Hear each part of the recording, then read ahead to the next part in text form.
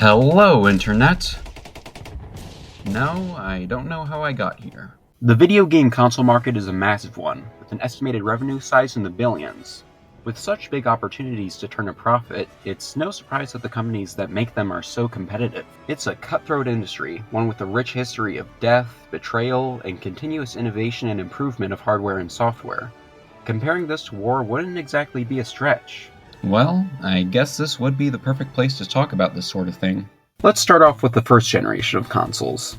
Where else would we start, the Ouya? There was a surprising amount of variety for this early in the industry, at least with the hardware. With the software? Anybody up for tennis? Pretty much every console around this time was designed for one thing and one thing only: Pong. Whether it was the Odyssey, Electro Tennis, or the Telestar, they were more or less the same. So the one that came out on top was...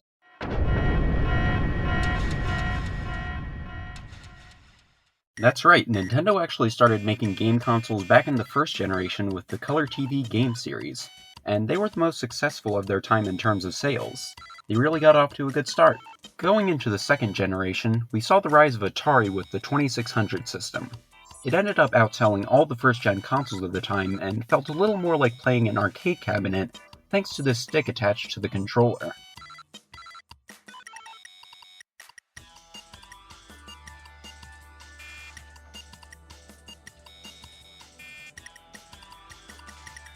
And this, right here, this was the moment that everything went completely off the rails. So many different consoles were releasing simultaneously, and while they did have their own strengths and merits, they weren't exactly making it easy to tell them apart when there were constant revisions and they played each other's games.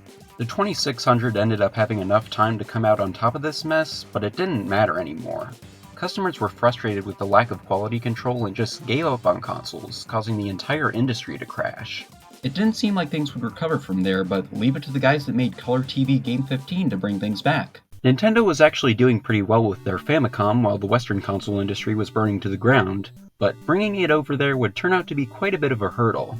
Stores and consumers just weren't in the mood for any more video game consoles, so Nintendo had to get a bit creative with introducing the Famicom. Hey, if it worked for Greece, it's worth a shot, right? The Nintendo Entertainment System was marketed as a toy initially, and while that got its foot in the door, it was carried by a really solid output of arcade-style games with actual quality control. At least more than the previous generation.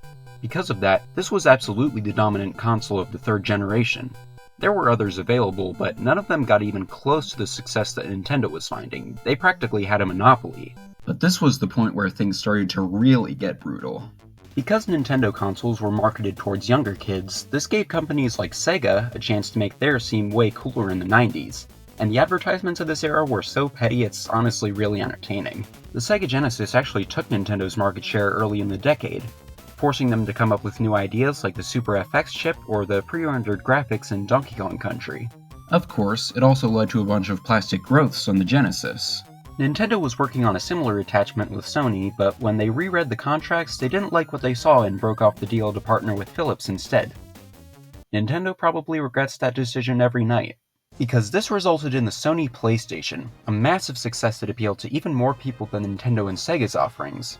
Not only consumers with a cheaper price, but developers with more flexible CD technology.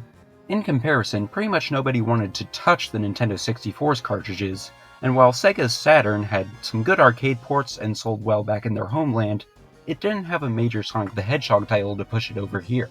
Now, there were other companies trying their hand at consoles that are important pieces of gaming history, but most of them either faded into obscurity pretty quickly or did their own thing, like an arcade machine or a computer. Speaking of which, Microsoft ended up joining the console war at the turn of the millennium with the Xbox. It might not have taken Sony off its pedestal given how successful the PS2 was, but it did better than Sega, who left entirely. These three have been the main competitors of the console war ever since the 6th generation. They all have their own pros and cons, and everybody has their own reasons for what they pick, so here's why I'm mainly a Nintendo guy. Well, aside from growing up with a Wii, Nintendo has what I'd say is the largest library of legacy content and exclusives I'm looking to play, and out of all the consoles, Nintendo has been the most enticing to collect.